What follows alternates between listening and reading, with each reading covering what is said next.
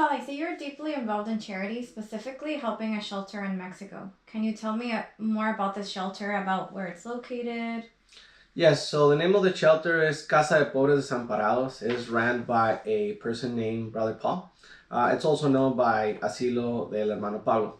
It's located in a small town named by La Rumorosa, which is in the middle between Tecate and Mexicali, up in the mountains. If you want a point of reference in the U.S., will be Jacamba.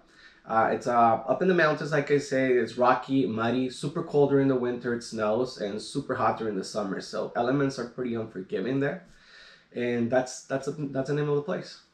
Okay. And do you know about how many residents currently live there and how did they get there? Yes, so they typically have between 30 and all the way up to 50 residents. I got a message saying that they have 35 guys right now, 5 dogs and 7 cats. And how do they get there? So sometimes families, they just don't want to deal with their elders, and they go and drop them off at the gates. The places are like a ranch with one main bungalow that's where everyone lives, and little other bungalows that's where the guy that runs the place lives. Other residents make it there because DIF is the governmental entity from Mexico that is supposed to take care of the elderlies and children. And sometimes the DIF goes and drops them off there, just leaves them at the gate and never come back. Sometimes the general hospital from the area drops them off because they just don't want to deal with the abuelitos anymore. And those are the main ways of how they get there. Okay. And can you tell me about how long you've been doing this and how did you hear about this place? So 10 years ago, I saw a post on social media saying that people from Tecate needed help to keep this place open. It was going to be shut down because it was not up to sanitary standards. So what we did is we just got the place back to sanitary standards so that the government wouldn't shut it down. Rumor has it is that the government wanted to shut it down so that they can install windmills there to produce electricity. And that's fine, but the problem is that they didn't have any place for the abuelitos to be relocated. It was one of those things that you have 2 weeks to get the hell out. And gladly, we were able to work together and stop that. Oh, that's awesome. What made you get involved? Well, the injustice is what made me get involved. I saw the need for these people to be helped, and that's when I said I couldn't just stand by and not do anything about it. So I decided to get involved, raise awareness, raise funds, and this is going to be our 10th annual anniversary. That's amazing. So what is this shelter going to do when you stop helping them? You've been doing it for 10 years.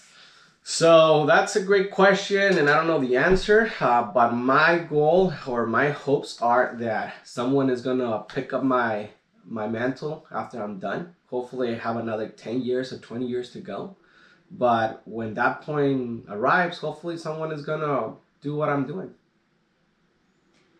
What are you doing different now from when you started? So when I started, I didn't have any direction. I just started asking for help with my clients, my friends, my family, and everyone was donating in different kind of articles. It was used clothes, blankets, things of that nature. And it became a logistical nightmare. Just to cross the goods to Mexico, it was next to impossible. Multiple times I got sent back by Mexican customs because we didn't have the proper documentation.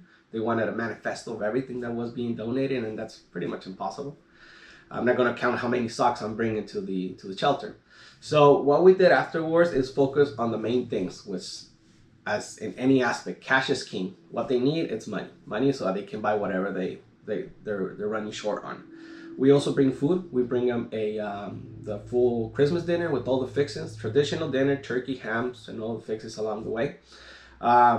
Nutritional supplements, adult diapers, liners, underwear, personal hygiene, those type of items that even though sometimes we bring a lot, they will use them. They never go to waste. So you will be doing this fundraiser next year. Of course. Okay. And how much have you raised this year so far? This year we are about $5,000. Our goal is 8,000. So we have 4 more days to get there. I've seen this question and I've seen it on social media where they ask you specifically, do you donate or do you just arrange everything? Yeah. No, so yes, I do donate. Perhaps when I get donations from GoFundMe will charge me an 8% fee. The other day I got a donation for $1,000 from one of my friends and colleagues, and 8% of $1,000 is $80. I'm gonna make sure that she sees $1,000 go straight to the shelter, so I'm gonna pay for that fee. And as I pay for all the fees for the platform for GoFundMe, in addition, I buy merchandise that I raffle throughout the year so that I can raise more funds. I can maximize the investment of. I want to make sure that I'm bringing more than just the regular. And long story short, I donate between $2,000 to $3,000. Okay.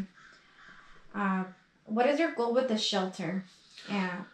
My ultimate goal is not to be able to help them just during the winter. I want to help them year round. I want to make sure that we can just sponsor the place completely, that they can operate on our dime. That's going to be my goal.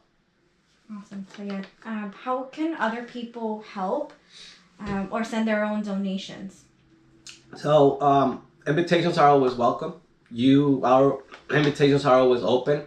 So you are welcome to come with us, and we do the event every year, first Saturday of December. We leave at 6 in the morning from my house. If you want to go, just send me a message, send me a text message if you have my number. Contact me anywhere you prefer. If you can go and you would like to donate, we have a GoFundMe page. We have a Venmo link that you can send your funds to. You can call me. I can pick up a check. I can pick up cash. Whatever you want to send, we'll arrange for those goods to be delivered to the Asilo. Is there anything else you would like to add?